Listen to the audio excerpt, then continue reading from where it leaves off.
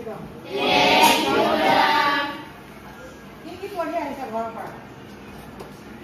তোমালোকক মই যিটো পঢ়িবলৈ কৈছিলোঁ পঢ়ি আহিছানে? হাইজিনৰ বিষয়ে যিটো লেচন মই তোমালোকক পঢ়ি আহিবলৈ কৈছোঁ পঢ়িছা? পাৰিবা? মই কুৱেশ্যন সুধিলে তোমালোকে পাৰিবানে? পাৰিম। অ'কে।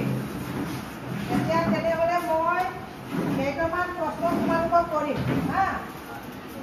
এই প্ৰশ্নৰ উত্তৰটো তোমালোকে ভালদৰে দিবা। এতিয়া 1 নম্বৰ প্ৰশ্নটো মই সুধিম। তেমিনা, you stand up. কোৱা, হাইজিন স্বাস্থ্যবিধি বুলিলে কি বুজা? কোৱাচোন ইয়াৰ আনসাৰটো। হাইজিন শব্দৰ অসমীয়া সঠিক শব্দ হৈছে স্বাস্থ্যবিধি। স্বাস্থ্যবিধি বা পৰিচ্ছন্নতা সুস্বাস্থ্য বজাই ৰাখিবলৈ আৰু ৰোগ প্ৰতিৰোধ কৰিবলৈ মানি চলা নিয়ম। Good, sit down. নেক্সট, কোনে পাৰিবা? মই আৰু 2 নম্বৰ প্ৰশ্নটো কৰিম। কোনে পাৰিবা? পাৰিবা তুমি? উঠা।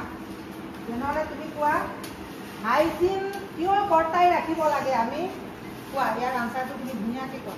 যদি আমি ৰোগমুক্ত বা স্বাস্থ্যৱান হ'বলৈ হ'লে আমি সদায় হাইজিন বা স্বাস্থ্যবিধি মানি চলিব লাগে। Good, sit down. নেক্সট, মই আকৌ এটা প্ৰশ্ন কৰিম। তুমি পাৰিছা? গুড। নিয়মিত গা নুধুলে আমাৰ কি ক্ষতি হয়? কোৱা ছোৱালী। নিয়মিত ৰূপে গা নুধুলে আমাৰ শৰীৰৰ পৰা ওলোৱা ঘাম আৰু ধূলি বালি লাগে। শৰীৰৰ পৰা দুৰ্গন্ধ ওলাব। ইয়াৰ ফলত খৰ খুজুলি হ'ব। Good, sit down. আৰু নেক্সট মই আৰু এটা প্ৰশ্ন কৰিম দেই।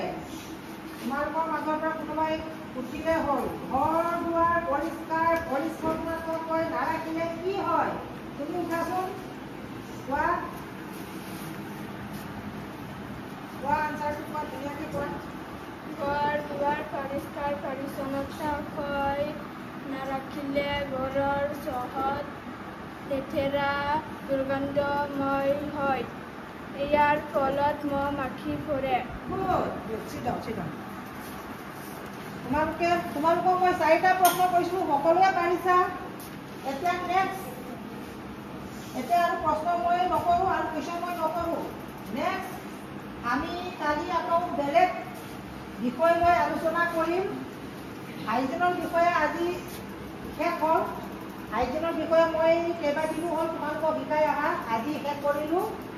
এতিয়া নেক্সট কালি মই বেলেগ ছাবজেক্ট, বেলেগ এটা বিষয় তোমালোকক মই শিকাম। Okay? Okay. Enough for today, all of you. Thank you.